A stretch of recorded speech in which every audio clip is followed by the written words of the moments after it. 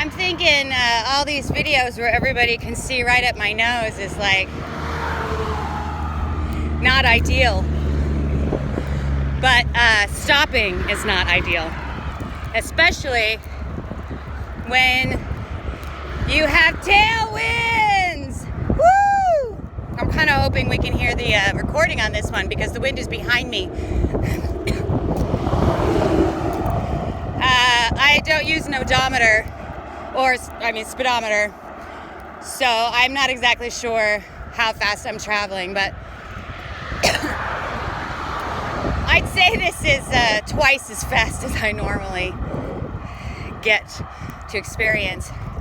And it's really funny how something as gorgeous as tailwinds can make everything easy.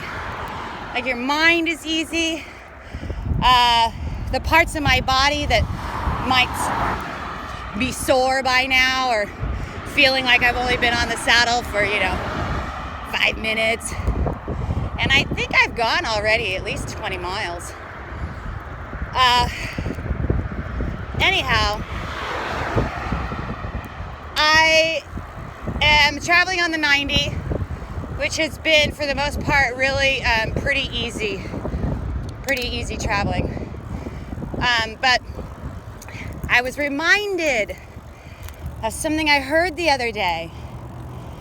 So when I had my wheel problem, it turned out I had broken 2 spokes. Well, now that I'm back on the road again riding, it's a few days later, I'm reminded that I heard this sound, and I heard it 2 times while I was riding. I've now obviously identified that that was the sound of a broken spoke. It's just that when it happened, it was the first time I heard something like that, and my first inclination was to assume that I had, because there's a lot of debris on the road often, it was my inclination to think that I had, gone over a piece of wire or something, that I had maybe got like a stick or something, I don't know, just kind of like when I heard the sound, that was what I interpreted. And now I realize, oh no, that's the sound of a broken spoke. And I heard it 2 times. So at least now when I hear that sound again, I hope I don't hear it again, but if I do, which I might, I still have about 1,000 miles, if not more, to go.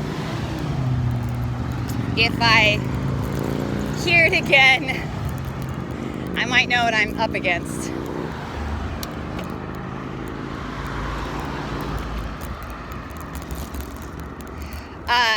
The guy at the bike shop told me that if I keep more air in the tire, I probably won't have as much of a problem as that. It'll take down my risk of broken spokes. Which, I think some of the things I'm learning, might be like basic preliminary information that, somebody who decides to get on a bicycle and go on a tour should maybe have learned. Like, if I had spent more time researching, if I had spent more time, I've been riding a bicycle for years, but I haven't taken the time to really get to know the machine's ins and outs. And when you go to,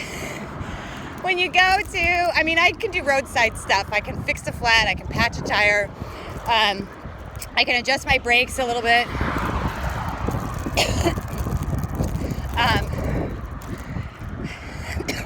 Install accessories, but that's just not about the mechanics. So it's funny, you go and you talk to these mechanics, and yes, they obviously are masters at what they do because they do it all day long. So of course they're going to know more. But occasionally I just kind of get a piece of information that makes me think, I feel like that's basic, Roxanne. Like, you should have known that. You should have maybe studied a little bit. Anyway, I now know the sound of a broken spoke. I do have a buddy that carries spokes with him when he travels, but he also carries like all the tools needed for it as well. And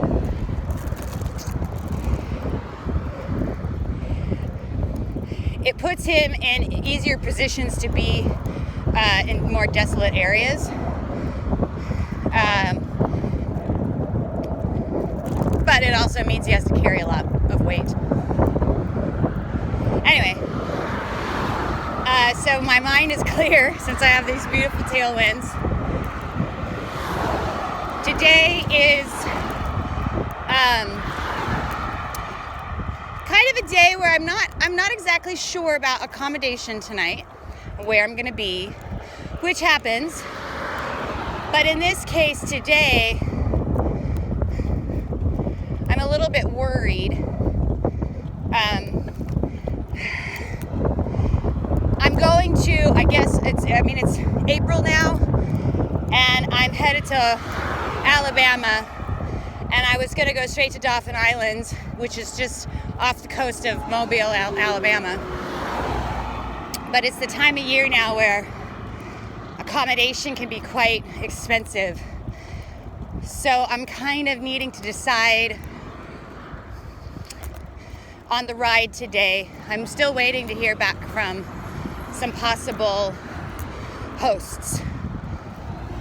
But if I don't hear back from them, then I kind of got to come up with a new solution. And if I go all the way to Dauphin Island, it's very likely that camping will be a problem, or could be a problem. And it's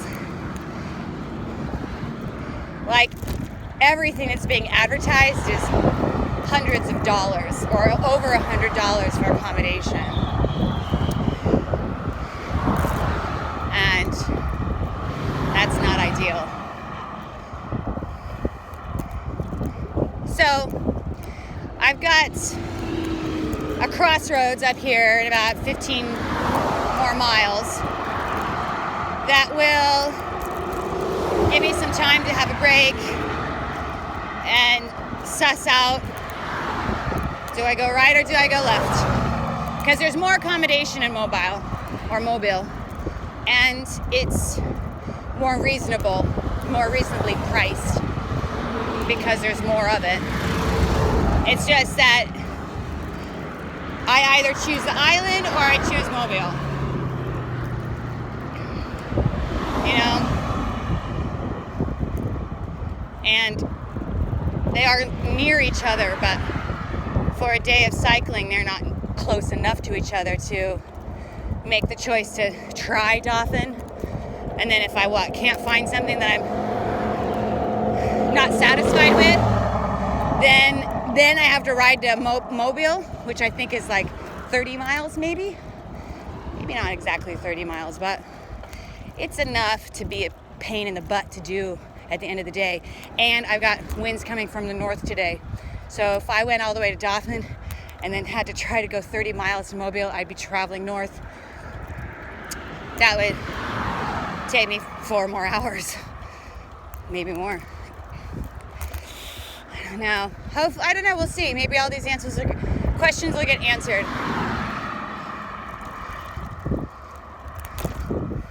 I mean, it's not like I have had any problems thus far on the trip. Everything's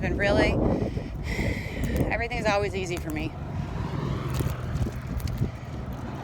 Uncannily easy. I have a lot to be grateful for. That's for sure.